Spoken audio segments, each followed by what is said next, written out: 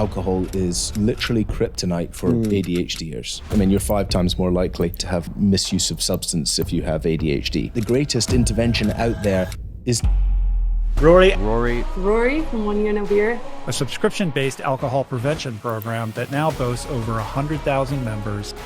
ADHD causes a sort of compounding on your central nervous system. Alcohol attacks your stress coping mechanisms. There's no gateway here for me to go and get that drug.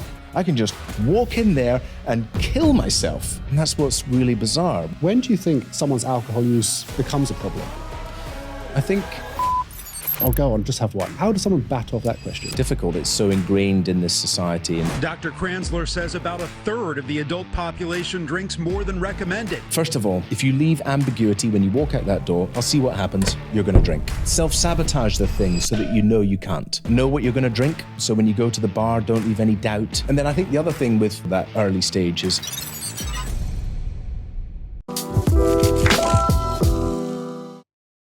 I've interviewed about 60 people now on this podcast with ADHD, and pretty much all of them have said they've got a troublesome relationship with alcohol, and that ranges from moderate to really severe. So what is the relationship between ADHD and alcohol? absolutely intrinsically linked. But what is alcohol, yes, but substance misuse. I mean, you're 5 times more likely, 3 to 5, depending on who you want to quote, more likely to have a misuse of substance if you have ADHD.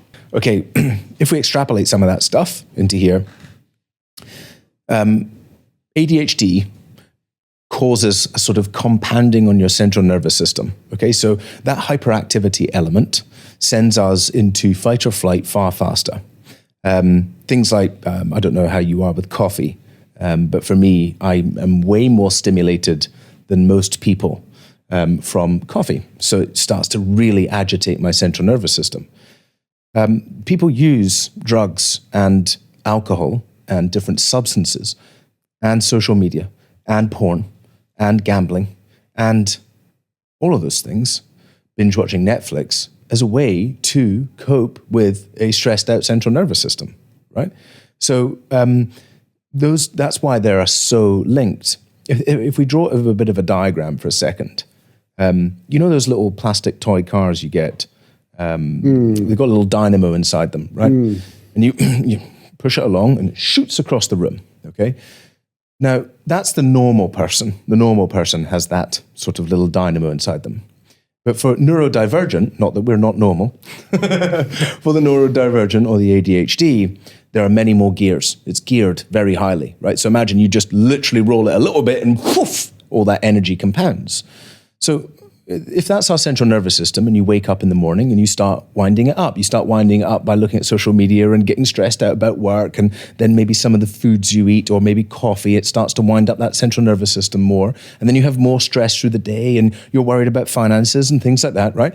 You get to the end of the day, you've been winding this car up, and then you put it down expecting you to relax and go to sleep. And the little thing is like, no, shoots off into the distance. And so this is why we reach for something to take that edge off from our now incredibly overstimulated brain. And so that's why we end up reaching for alcohol. Except, right, and this is the thing that's so insidious about alcohol, is that the way alcohol interacts with our nervous system, it's extremely negative on our nervous system. It sends ourselves into fight or flight. It's a poison, right? So all of a sudden, our whole system is trying to process this poison. Our heart rate increases, right? So now, instead of sleeping nicely, you're disrupted sleep, you're restless. Lots of people now are seeing this on their Whoops and their Oura rings. And so again, you don't get good sleep. Sleep deprivation is very negatively impactful on your central nervous system. So here you are, waking up the next day with that little toy car still revving again. And this is why you get into that loop. And you need another drink, you need to drink again, you need to drink again because of that overstimulation. What happens, because I've drank before when I'm euphoric, when I'm really happy. For example, I won a big court case 5 years ago, the happiest I've ever been in my life. No stress. I went to Vegas to celebrate. Nearly killed me. Yeah. I drank in my state of euphoria, no stress as far as I'm aware, and I still couldn't stop. I mean, I don't know of anything more stressful than a court case. I mean, the amount of stress involved in that, whether it goes, I mean, great if you won, right? But that whole build-up and everything else, the compounding, the worrying, the financial, where's it going to go with you? I mean, were you in the court while this was going on? You're probably hearing lots of horrible things about you that are untrue, that are being manipulated. Whew, that's a lot of stress. So then you have that winding up. And then you're like, right, choo-choo, I'm going to go for a release. Vegas, here I go. Wheels are off and explode. And that's very, very ADHD. I mean, very ADHD is to get the self wound up, and then go for the explosion. And it's this constant loop between not learning how to regulate, not knowing how to self-regulate, getting to that very top, exploding with a huge release, binge watching, whatever, or binge drinking or whatever it is into there, crashing back down again. But actually what we need to do is learn how to regulate. And, you know, this is about teaching ourselves the tools better to regulate ourselves and understand ourselves better. And this is why we use technology to help people see that, right? So we monitor people's central nervous system. We use a really cool device that shows them just in great detail how stressed out their central nervous system is. And most people, high flyers, busy professionals, business owners, all of those, they don't actually do anything to deal with that stress. They're actually actively sabotaging their stress coping mechanisms, right? Which is what alcohol does. Alcohol attacks your stress coping mechanisms. So then you wonder why, you know, this loop is going on, and you're like, well, just to pause for a second, there used to always be this analogy, you know, if aliens kind of flew down and they looked at our relationship with alcohol, they're like, this is the most bizarre thing in the world, right? So they're feeling stress, and then they're drinking something which attacks their stress coping mechanisms and makes them more stressed than they, you know, and it could look at that in many, many areas. Oh, they want to sleep. So they're having alcohol, which disrupts their sleep and makes them more tired the next day. You know, it would be laughable. But here we are, indoctrinated in this world with alcohol absolutely everywhere. I mean, far too prevalent, you know. You have to actually sort of wander down the street sometime and go, I don't need a prescription to go and get fucked beyond my brains right now. I don't need to go to a doctor. There's no gateway here for me to go and get that drug. I can just walk in there and kill myself with that drug. And that's what's really bizarre when we know that it's one of the world's most harmful drugs. It's just a little bit crazy. When do you think someone's alcohol use becomes a problem? I think it's a sliding scale for people. I think it's not up to us to diagnose that they have a problem. I think it's important for the individual to recognize that it's causing problems. And I think, you know, there are early signs, and because of the way we often live in society, those early signs can be ignored. So I was ignoring all of those early signs. I was an oil broker in London. I was it was part of my job. It was part of everything I do. I had a wife who would be very pissed off at me coming home at 5 o'clock in the morning on a Tuesday, unable to find my house keys. So I think, sod it, I'll just fall asleep on the doorstep in Beaconsfield.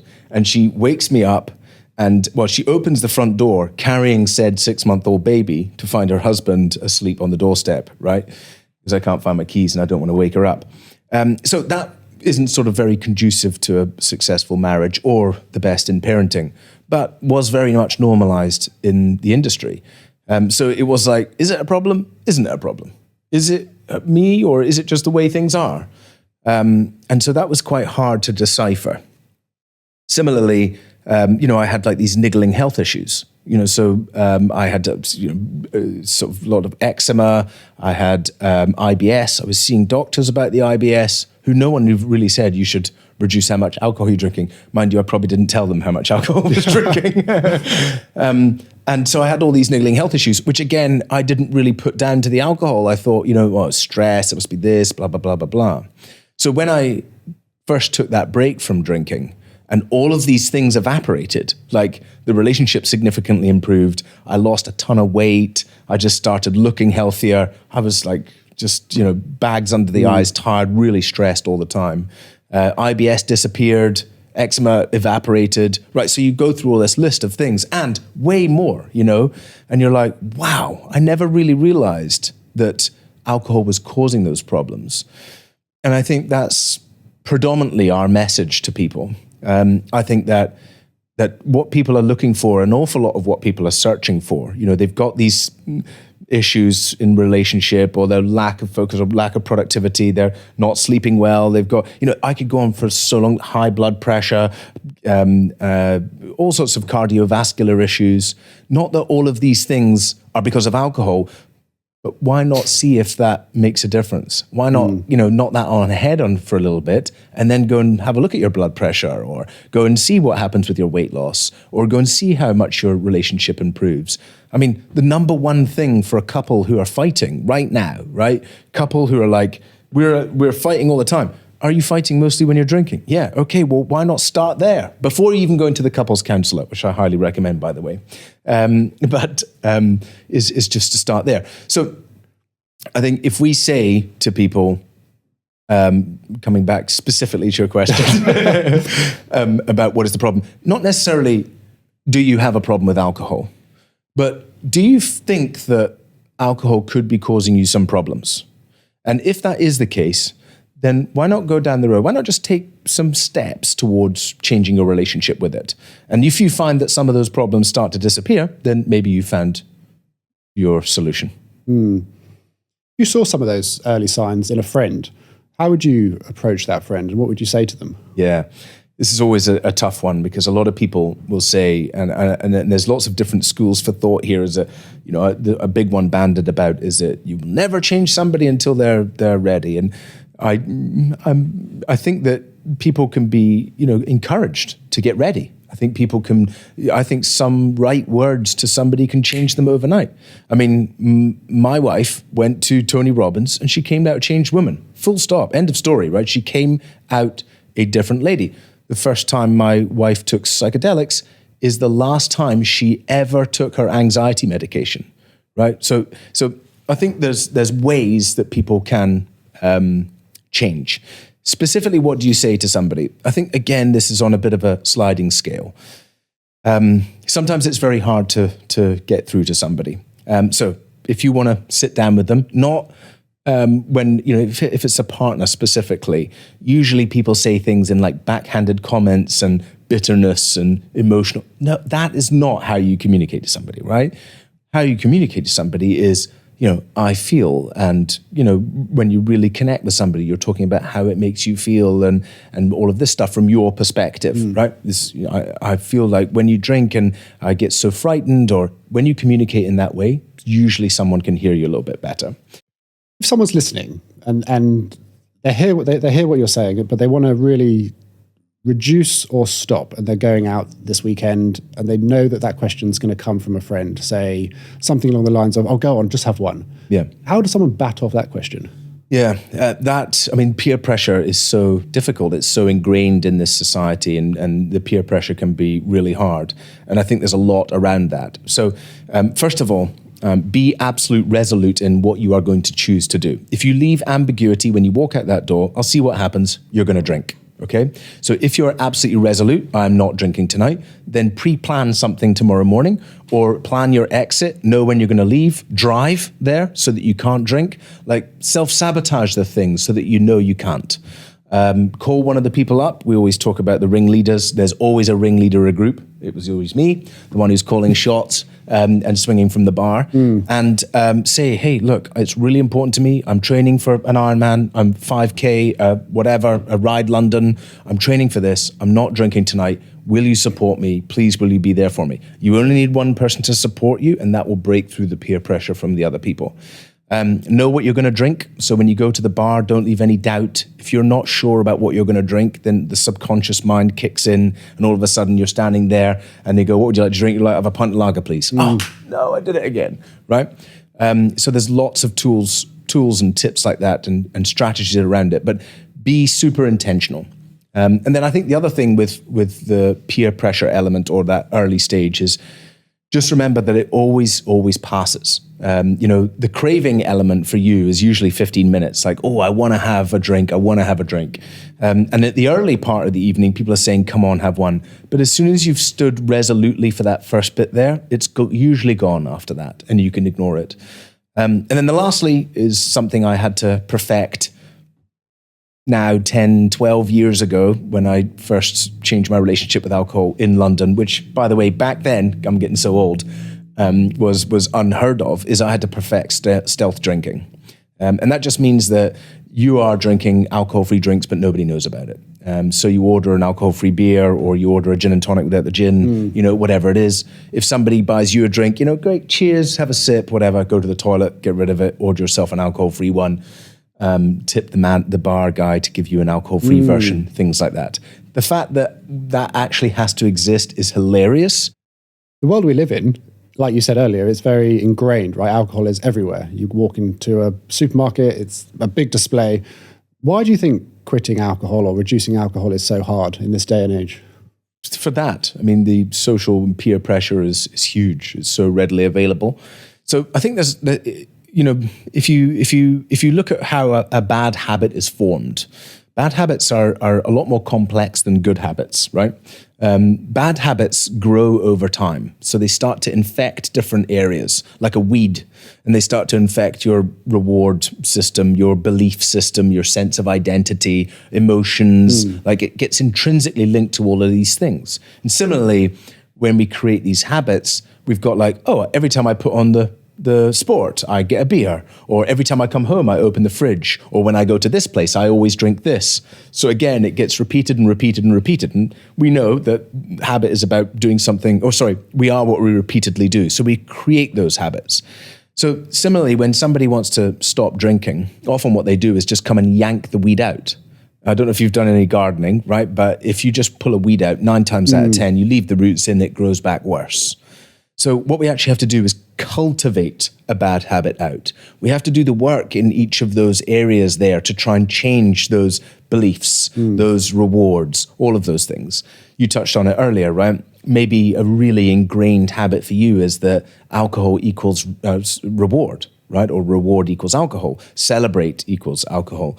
And so that means that every time you feel that sense of, okay, it's time to celebrate, you're like, let's pop a cork, because you haven't taught yourself anything else. It's been probably since you were, a young kid where you were celebrating without alcohol that you had any memory of that. Like every time you're celebrating, there's booze involved. So that's where you have to change that up. And you can teach yourself all of these things, right? You can teach yourself that actually every time you get a win like that, you buy yourself something nice. I mean, it could be a new piece of tech. I love tech, right? So a new piece of technology, a new toy, or a trip, or a spa, or whatever it is. And you're now showing yourself a different way of reward. And that's just one example, I think. Are there any other examples of how someone can cultivate the weed, the weeds in their garden? Lots. I mean, again, we talked about this earlier. Lots of people have this all or nothing, right? So I'm an all or nothing person. Once I start, I just can't stop. And you're saying that to yourself consistently, but we are our beliefs, right? We are our beliefs. So why are you saying that to yourself? Like, you need to teach yourself the belief that that's not true. Now, when it comes time to learn control of alcohol, right? And we haven't touched on this yet, but control over alcohol, i.e. being somebody who drinks problematic and getting to a place where you can drink or control, is a difficult journey, right? Actually, going to abstinence is easier. Abstinence is much easier because it's just no. If you look at a neuroscience perspective, yes and no come from the primitive part of the brain. Maybe comes from many areas. It takes in consideration memory, emotional regulation, environment, situation, all of those things. So the decision to am I or am I not drinking is far more complex. And that's why to do that journey, to get on that journey, it requires more work. When it comes to teaching yourself to have control over drinking, we need to start creating events and environments where control is guaranteed, to start building the belief, okay? So think of a time in the day and a type of drink, right, that you, don't really drink very often, and a time of day that you would really drink. So let's choose at the office on Monday at 10 o'clock, right? And a particular drink you don't like, I don't know, Jägermeister, let's say you don't like it, and you're gonna sip that like that. In that environment, would it be easy for you to control your drinking, where after that drink, you're going back to work with everybody else, right? Now, so if you put that into place and you then say, okay, I was able to control my drinking, maybe you only had half of it and put it down, then you start building yourself the belief that you can have control. And it's a journey of trying to teach yourself that you can, switching from being of the belief that you are an all or nothing person. Does that make sense? It does. I'm just thinking about my own journey a bit, and I used to work in a marketing agency in 2016. Where you would drink at 9 o'clock. No, it was 10 a.m. in the morning, and I used to go and sneakily drink miniature bottles of wine in the toilet upstairs. Yeah. And once I had one, I couldn't stop, and I would go home and I'd be passed out in my bed by lunch, and then I'd have to text my boss and make up a lie as to why I couldn't make it into the afternoon. So what's the... When you said problematic drinking, what's your definition of problematic drinking? Problematic drinking, I would say, is the drinking causing you problems? Now, there, you're talking about very significant problems. So what I would say to that is we obviously need to start to look under the hood for you, Alex, as to why this behavior is going on, rather than saying you are this someone and that you have a disease that you've picked up that's hereditary or something like that. Okay, genetics play a part in our relationship with alcohol and our relationship with substances. Inherited family trauma, situations, all of those, epigenetics, all of these things do matter. But most of the things that lead to our relationship with alcohol, you can change. You can change how your brain operates. You can change how you emotionally regulate. You can change how much stress you have. You can deal with these past experiences, childhood trauma, all of those things. And from everything that we are saying and we are doing is, yes, your life might be much, much, much better without having alcohol in it. It would be. I mean, I rarely drink. It doesn't add to my life. In fact, when I do drink, it usually takes away. It might add for a little bit in that moment briefly, but the outcome is not worth having. Is that there is work to do underneath on what was driving that behavior, first of all. And to say, could you or could you not control your drinking is more a case of, well, hang on a minute, we need to understand what is going on underneath, what is driving that. Does that make sense? Yeah, and so if I were to look at what's going on underneath and just lay out here for a minute and drop your pants. No, I'm kidding. So if someone signs up to your course and we say, okay, we're going to look at what's going on underneath the hood to solve that, to therefore enable you to moderate your drinking, how does one look under the hood? I don't like the word moderate your drinking. I'm quite picky with words, haven't I? I've said that a few times. I think that moderation has again, a stigmatization to it. I think moderation for people sounds like they're trying to get to a place where they're only drinking 3 times a week, which I think if you're drinking every week, it's causing you significant physical and mental harm, basically. And I think that, if you want to drink in control, most of the time you choose to leave it. Right? You're in a place where most of the time you choose to leave it, but sometimes you choose to take it. The first thing is that, and that's why I love the work that you're doing here with the ADHD Chatter podcast. I subscribe to the science that ADHD is a coping mechanism for a traumatized child. Okay. Now, in part, there are other things that create ADHD. And, we know that ADHD is synonymous with sleep deprivation.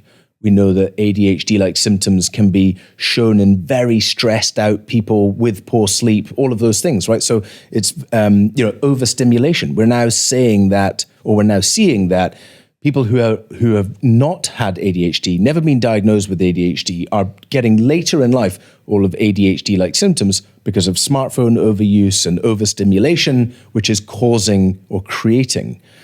Well, if you follow that thread, right, that overstimulation as a part could be a big creator, and trauma as a creator, then those are things that we can help people with, and they come to trauma and stress. Now, that's the primary focus of our program, is to help people see that actually they have trauma. I don't run around telling everybody that they need to go and deal with their trauma, because most people don't really want to go and do that. Most people are busy trying to pack all that stuff in the past, leave it alone, there it is. But I think what we're starting to understand in the world today, from a preventative health perspective, is that these past experiences that we all have, these moments that happen to us as a child and before, right, as a baby, even that some of us are not even conscious of, are significantly impacting our physical and mental health.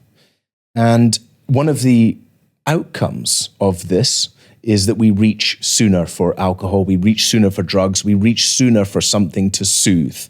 Like, I need to soothe with this external thing. And when you actually learn to address those things and change those things, and also how to self-soothe and how to self-regulate, well, that is when you will find that you don't have such a problem with your alcohol consumption. And it may be that you choose not to drink ever again. Brilliant place to be, best place for your physical and mental health. But for some people, they want to have a drink now and again. Again, this is not moderation. I don't want to help people moderate, because I think even moderation is causing you significant harm. I mean, I'm going to challenge you just slightly. Yes, I please. I know some big voices say that ADHD is a response of trauma, but that is a theory. I've had some high-level psychiatrists on this show who contradict that and don't believe that. So it is a theory, and there's still a lot of unknowns about what causes ADHD. Yep, absolutely. Whether it's hereditary or whether it's a trauma response. Yep.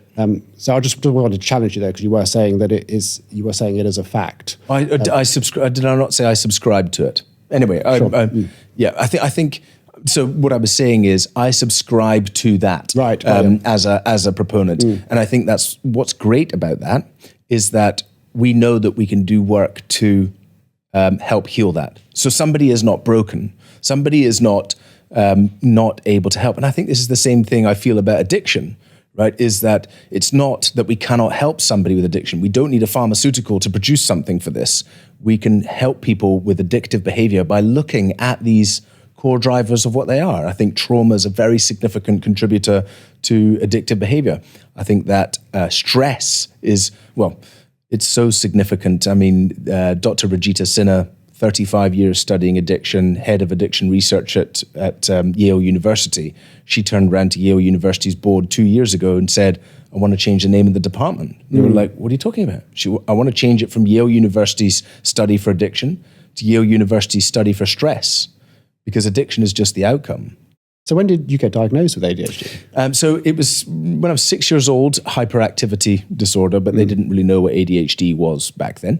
How old am I now? 44. So 38 years ago. And then when I traveled around the world with my wife, we went to see a psychologist and then a psychiatrist in Cape Town. And then she diagnosed me with ADHD then. So that was when 2011. How do you think ADHD shows up in your marriage? When were you diagnosed? So I was diagnosed when I was 34. Yeah. Okay. And was it relief? Yeah, for sure. You know, all the relief to finally understand why you were struggling in some situations, but also why you were able to do things with ease that other people struggled. Yeah, so exactly. Yeah, hugely validating. Yeah, hugely. And then once you are able to communicate clearly about who you are, it's much easier to communicate to somebody else. You know, and I found that enormously relieving in our marriage. To say things like, Jen, it is of no comparison to you whatsoever of how much I love you, whether I will remember it or not. Okay, because I could forget the thing I love most in the world right next to me just because I got a text message in that moment that said something completely different. We were actually talking about this in the car on the way here with a friend, about and there are a lot of stories of this, somebody leaving the child in the back seat of the car and going to the office and forgetting about them, right? Horror story. That's perfectly plausible. That's perfectly possible for me. And similarly, when you start communicating this, you say, look, I know you say to me, don't forget to grab some butter when I go off to go to the shop, but that's just, right? It must be written down. And if it's not written down, then it's partly your fault, not just that I'm an idiot.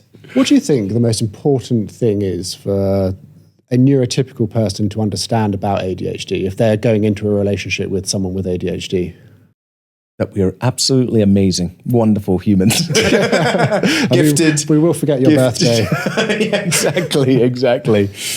I think a lot of those, it varies, right? I mean, you could put two ADHD people in the room together and actually see completely different lives. Of course. And I think how ADHD shows up for people is so diverse. We have some common traits which kind of get bundled into this formula of ADHD. I think it'd be really interesting to see what we're talking about in 10 years' time, whether it's still called ADHD or how it's been, evolved as this research is. So yeah, and I think again, communicating to people that this is how you are is going to help save a lot of the way. But it would anyway in any relationship, whatever your ways of behaving are, wouldn't it? If you were honest up front and say, well, I kind of operate like this. So yeah. You went back in time a bit and you put yourself in your wife's shoes. How do you think she felt about being married to someone who was drinking problematically? Well, I think she knew that I was self-medicating. She knew she knew that I was self-medicating, and I think that good question. When we had a very tumultuous relationship when we first started, and there was a lot of arguing, a lot of that was just the way it was. And I think it's a testament to us having done so much work together and individually that we're actually still together at all, right? We've invested a lot in our marriage. I think that marriage counseling together and having a third party to mitigate your bullshit, which is what happens as soon as you get a couple starting to argue about something, is all the bullshit comes up, right? It's just, you're not even talking about that. That's not even what we're talking about. So when you have a third person in the room who can manage that conversation, I think it's a game changer. And so we started doing that stuff pretty early. I think a year after getting married is when we first started. So that started this learning curve together. And I think in particular, she's always been quite worried about my drinking behavior. That is often a lifeline. So if I look at people who come onto our program and they say, "Oh, my wife's a star. She's golden. She's no problem with me going out." I'm like, "She's an enabler, you mean? She's not helping you. It's the opposite." And if I, it's great that your wife doesn't mind where you are till 4 o'clock or 5 o'clock in the morning or the next day, or doesn't ever worry about you but it's not helping you. You need somebody who's going to tell you to task a little bit. As an example, when we published our book, the wonderful lady who ran the publishing house sat with her one day and she said, out of all of my friends, I think she's in her 60s, out of all of my friends, I'm the only one who put her foot down with my husband about his drinking. And out of all my friends, I'm the only one whose husband isn't dead or have a serious issue with alcohol. So a wife who gets upset at your drinking behavior is a godsend, is a bit of a savior.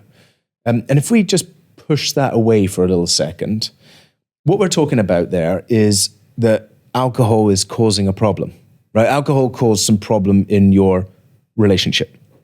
Now, you have different types of drinkers and different everything else. Some people can drink and get no hangover, right? Well, guess what?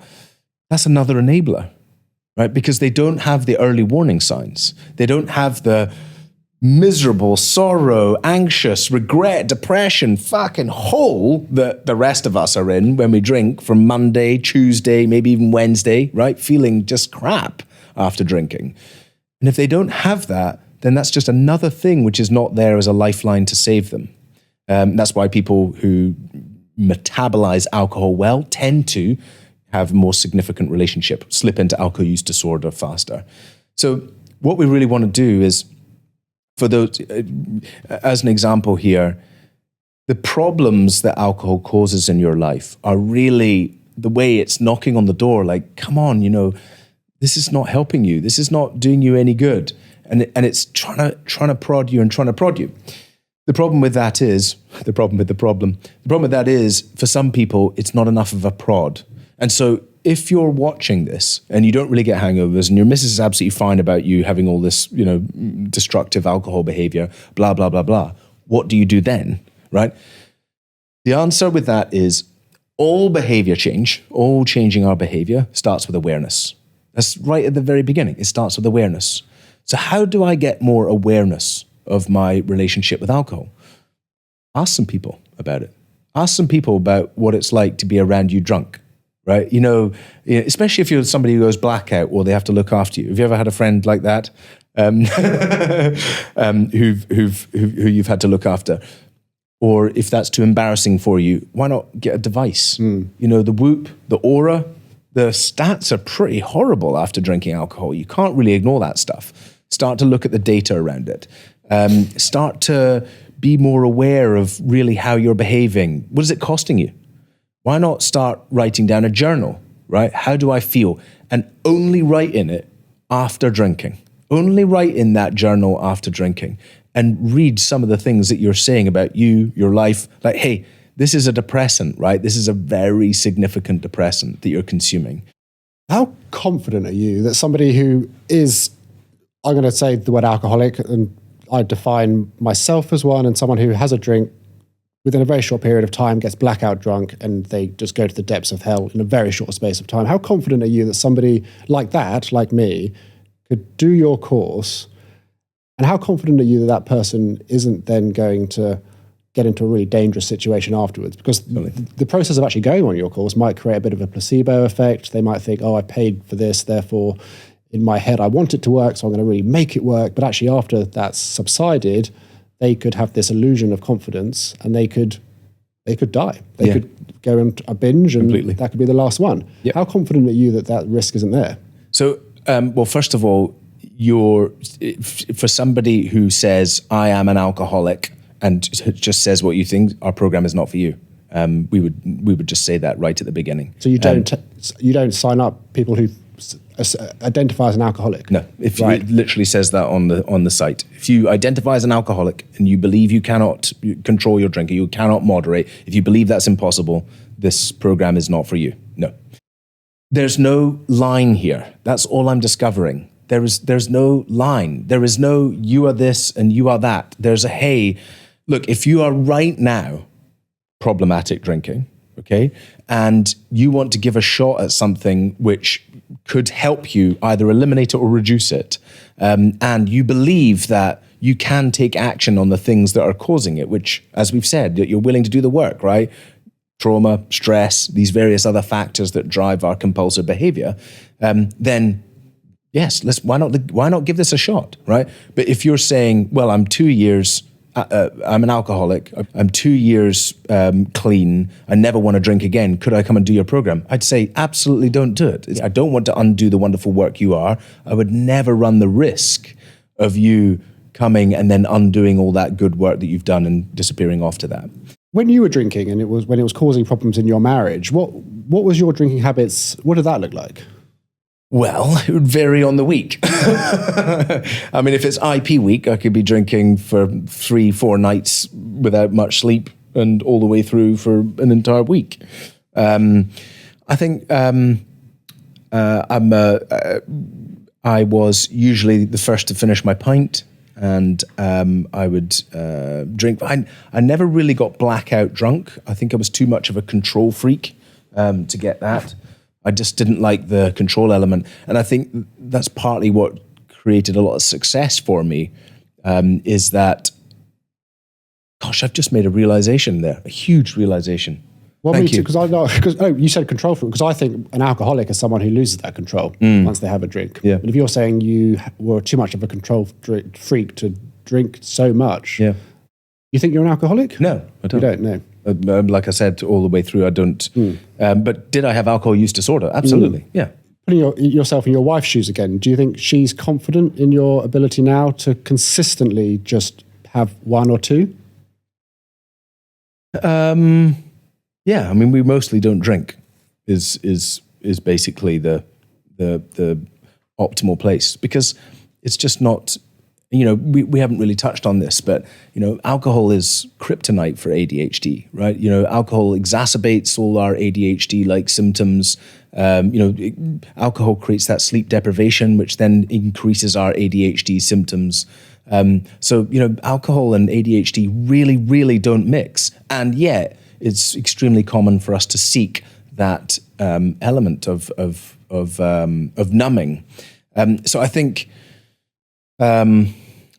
for me, most of the time, it's just not, you know, when you get really clear on what you're trying to do, what you're trying to build, the impact that you're trying to have in the world, and then you look at why would I want to add in this substance right now, this substance which is going to increase my anxiety, make me sleep poorly, give me poor judgment. It's going to make me feel depressed literally for 2 or 3 days after consuming it, and maybe even very, very depressed. How often do I want to do that? I just don't want to do it. And I think lots of people are so in the regular consumption of alcohol, they don't realize that actually they're living here. They don't realize that they're operating. People come on the calls all the time, and I say to them, look, have you ever taken a break from alcohol? And they're like, yeah. How did you feel? Oh, I felt great. Okay, well, if you imagine yourself for 1 second, imagine yourself in the best ever physical and mental shape you've ever been. Maybe there are different times in your life, right? But put all the best bits of you, peak performance, optimal health, smashing out of the park, driven, happy, healthy, just put them all together. If that is 100%, where are you operating right now? And they might say, most never go above 80, some are like 10%, 20%, 30%. That's a horrible thing to hear, that I'm operating at the moment at 30%. Those are usually the more aware people. The people who are kind of in denial are like, oh, I'm 80%. How much do you think alcohol holds people back or affects their relationships without them even knowing? Yeah, I think it's significant. I think there's specific areas in people's romantic relationships that it's affecting without them even being aware? Yes, I mean, depending on how you drink. If you're drinking just with your partner. I mean, a lot of people use it for connection with the partner, and it gets, it's like, oh, it's the only time we really connect together. But then it creates this kind of, often that's where the arguments happen, it's where the fights happen. For lots of people, they might not agree with that. They might say, oh no, only we feel best when we're drinking together. So it does create connections. It's how we met usually, right? Most of us met our partners drinking, apart from the big sober dating movement. And then I think that, ADHD is synonymous with risky behavior, right? So ADHD is a much higher proponent of risky behavior already, but alcohol increases because it dulls your prefrontal cortex, which is this wonderful melon behind the brain here. We need that for rational decision-making and everything else. That starts to switch off, even just after 2 units. So you've got risky behavior anyway as an ADHDer, and then you start switching off your moral compass and your judgment. And that's why, it then leads on to a bag of something or something else, or you go onto a place you shouldn't, or blah, blah, blah, blah, blah. So I think those are the bits that can cause issues in relationships. Ruari, I ask all of my guests to tell me an item that most represents ADHD in their life. Yes. I don't think it'll be a surprise what your item I'm being congruent here. Your item is a bottle of beer. Yes. I'm going to pass that to you. One. No. Yeah. Apart from what we've spoken about, is there anything else that made you choose a bottle of beer for your item? No, I think exactly that. I think that alcohol is literally kryptonite for ADHDers. And, I understand why we're using it. I understand why ADHDers rely on this. Again, I would encourage you, if you do have ADHD, which I'm assuming you're listening to this podcast, you do. If you're regularly consuming alcohol, then try taking a break from it. Try changing your relationship with it, because I think you could find quite a lot of those things start to become more manageable. And that's what ADHD is about, right? It's about learning to work with our ADHD behavior and trying to manage those things. I'll take that back off if you want. If someone is listening and they sort of want... So you're not triggered just holding that glass as an example? No. So not drinking is easy for me. Yeah, if I had this, then it's the first drink that does the damage for me. Yeah, exactly. If someone's listening and they want to stop drinking, they want to stop or they want to reduce their drinking, but they can't. There's something stopping them, something holding them back. What do you think someone like that's scared of? Well, there's lots of factors into there. I mean, when I thought about taking a break from alcohol, I had this sort of scratching in the back of my brain, and I think that's how it starts for people. There's this little, hey, alcohol's causing you trouble. You realize that. And then you're like, what?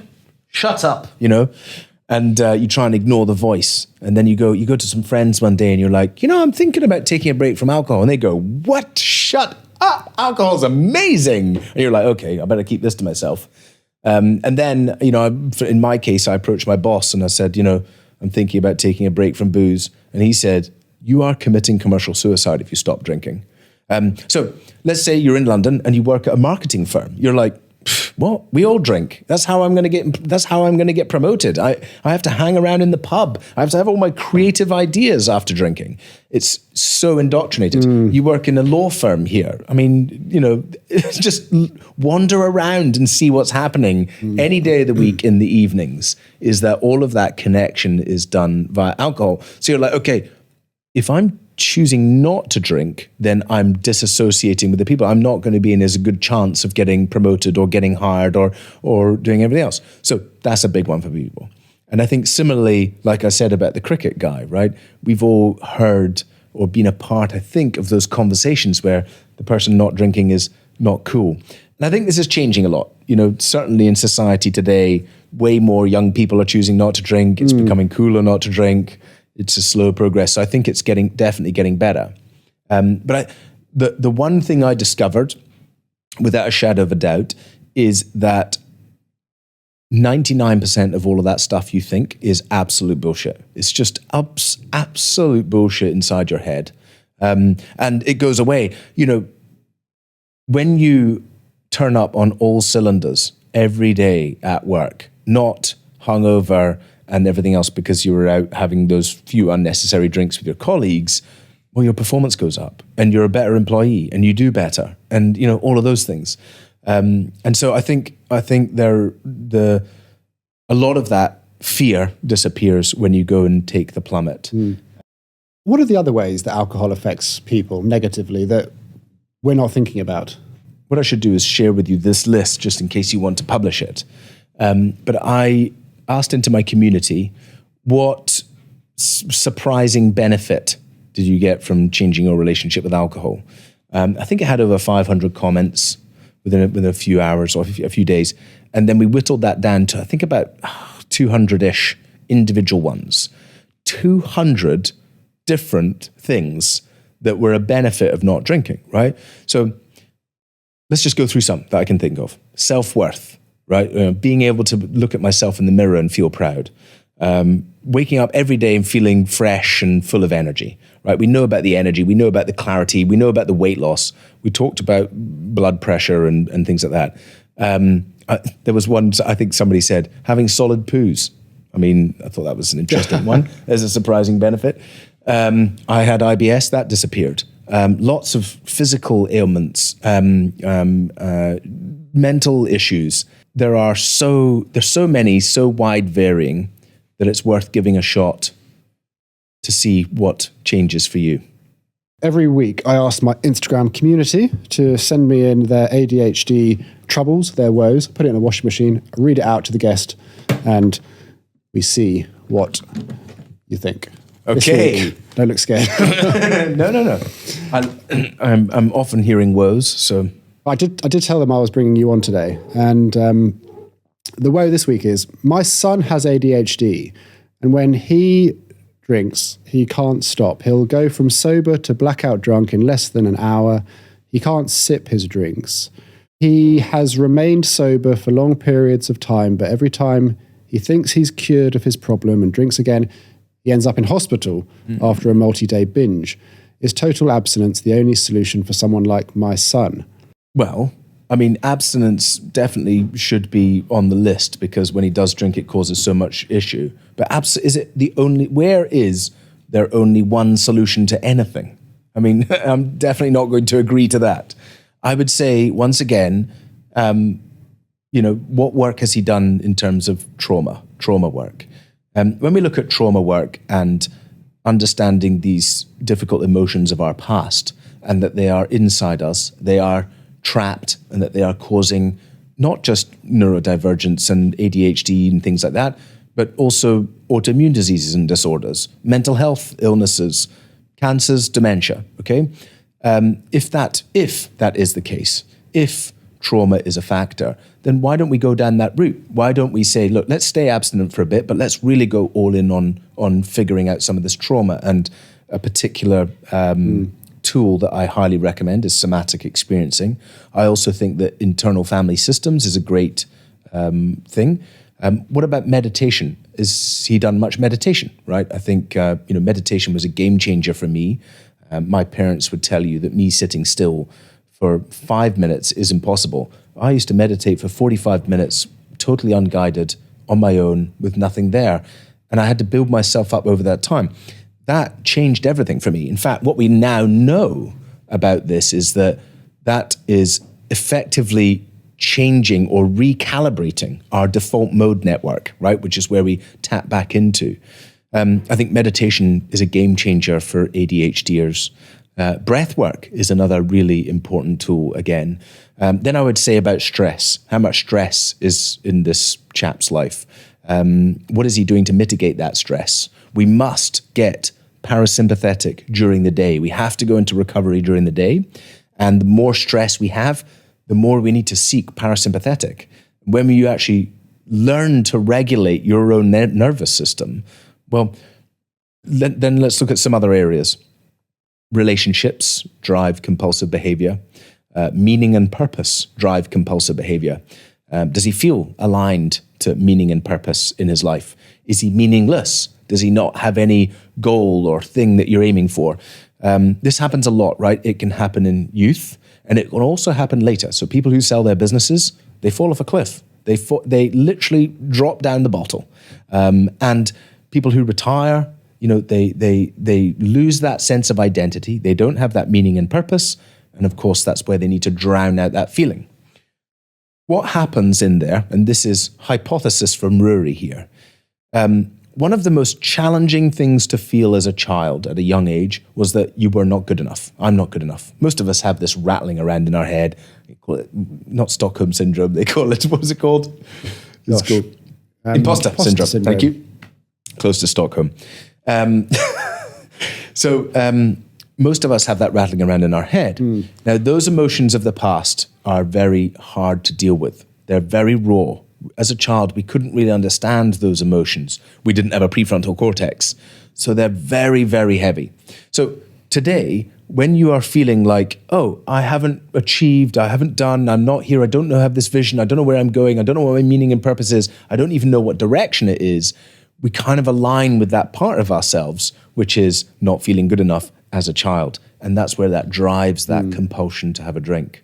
Ruari, earlier you said you had a realization. What was the realization? An aha moment. Well, I'm a big fan of psychedelics. I think that the revolution in psychedelic therapy for mental health and things like that is going to be huge. And I don't believe in asking anybody to do the work that I haven't done myself. I realized that the connection with trauma and compulsive behavior are so intrinsically linked that I still have compulsion. And so if I have compulsion, then there must be trauma. So that continued me on the psychedelic journey. Now, I've done a lot of psychedelic work. I've done psilocybin multiple times, heavy dosage, MDMA, LSD. I've done the ayahuasca multiple times. I've done iboga, which is basically a sledgehammer to the head. I highly recommend it.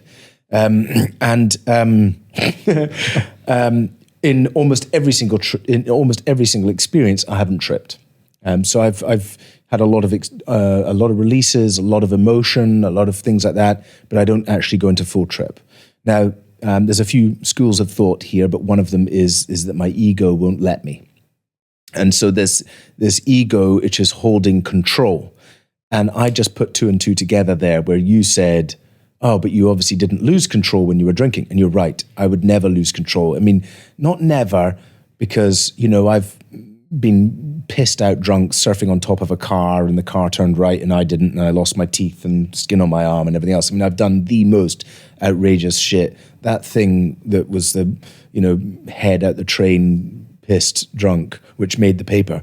That must be the most tamest thing I've done, wild, crazy. So, but still, I wouldn't lose that control element where I was in control of myself.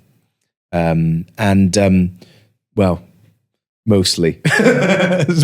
mostly. So anyway, in that moment, I think I realized, wow, this ego is so strong and protective. It's not only stopped you from the alcohol side of things, it's also stopping you from the psychedelic work. So I'm still on that journey. I'm still on that journey myself. And when the time comes, my company will integrate psychedelic therapy. Absolutely. I think it's intrinsic to the journey, and I think we can help people so much earlier. The stuff we're seeing around psilocybin, helping people reconnect in their brains and sense of connection to the world around them. There are people who are doing psilocybin treatments and not touching alcohol again. There are people who are severe addicts going and doing iboga and ibogaine and never touching it again. And this is why the pharmaceutical industry is now rushing to create synthetic compounds of these psychedelics, because it is a revolution. So I'm very, very excited about that. I'm trying to be a pioneer there, and I believe I have to do the work myself. We have a tradition on this podcast where I ask my guest what the most impulsive thing they've ever done is. Okay. Well, I'm absolutely on the top scale of impulsivity. In fact, we help people understand their impulsivity. We use something called the Barrett impulsivity scale to help people see their impulsivity in data, because you can actually change how impulsive you are. I digress. I think one of the most impulsive things I ever did was shortly after getting turned back from series 2 of The Apprentice, having sat outside the studio for 4 hours with them telling me I was going on the show, I'm not going on the show, you're going on the show, I'm not going on the show. They said, we'll fly you back to Scotland. And I got to Heathrow Airport and I could see the flight was going off to Scotland. I thought, fuck that. And just under it was a flight to Ibiza. So I went there. And I spent 3 days in space getting over my rejection of not getting on The Apprentice. So that was a pretty impulsive thing. Yeah, fascinating. Just to close, Ruari, if you had 3 tips, aside from signing up to 1yearnobeer.com, if someone wanted to cut down or stop their alcohol consumption, what would your 3 tips be? Number 1, get awareness. Number 2, get an accountability partner, somebody who's going to really support you. And number 3, get around a community of people who are living how you want to live. And I think that's those 3 are kind of. I would go one more. So the way I put them into is connection, accountability, support, and education, which is really the 4 core things. Don't go in search of abstinence on its own. Don't go in search of not drinking or quitting or anything like that, just as you thinking that is the solution. Alcohol is not the problem. Alcohol is what you're using to solve the problem. Okay? And if you don't address the problem, then this will come up as something else, some kind of compulsion. It will turn its head into something else. You have to do the work. The 4 real horsemen that will help support people more than willpower, more than absolute determination, more than I'm just going to try and control my drinking, are those things. And they come in lots of different ways, right? Support can be, through friends or signing up to a program like OIMB or complete control or many of the other things out there. The community element is so powerful because it's really community what created our relationship with alcohol. If it wasn't for the peer pressure, the social conditioning, the decades of watching people drink alcohol, most of us wouldn't drink the way we do. We just wouldn't. And so it's that community element is huge. And when you join a group of people who are drinking less, or it's cool not drinking, or they're not drinking, it gives this sense of belonging that enables you to withstand what you were talking about earlier. Come on, just have one, right? I'm just going to break that down for 1 second because I think it's important for people. What you've got is tribalism, which is inherent to us, right? We as human beings need to belong to a part of a tribe. And so what people do is they say, right, my whole tribe drinks alcohol and I'm going to stop drinking, and I go over here. And when you go over here, what you're doing is becoming more disconnected. Now, unless you're a sociopath, human beings, we can't be disconnected. So we go over here for a little bit, and then the only way we feel connected is to come back to the fold. And that drives us back, and we get stuck in this loop of drinking, not drinking, coming back into here, which is why it's really important for us to start building connections over here. Like friends, relationships, having fun, having a good time that doesn't involve alcohol. And now there's so many ways to do that, right? Get a bunch of friends who want to go to a climbing center on a Friday night instead of boozing, or go and learn paddle or cycle or release dopamine in a healthy way that isn't doing that. Then we touched on education. I think we have to really educate ourselves on the truth about alcohol. Start watching some of the documentaries. Start reading some of the quit lit, it's called, quit literature. Loads of books, biographies, stories. Read about inspiring people who have changed their relationship with alcohol. Listen to our podcast. Tons of guests come on and talk about, changing their relationship with alcohol was the best thing they did for their marriage, their health, their business. So that inspiring, that really helps. And then the other part, I think, again, was education, which comes in books or courses and things like that. So, yeah, those would be my top tips for anyone trying to change their relationship with alcohol. And lastly on that is just, instead of it being for you, wherever you are at, maybe the not drinking thing is too big a step, right? Maybe it's just like, hey, it's 2024. Why don't we just drink a little bit less? Why don't we try going down that journey? And I think if we talk to people more like that, then we can help people earlier readjust their relationship with booze. Fascinating. Thank you, Ruari, for your time. Thank you for having me on.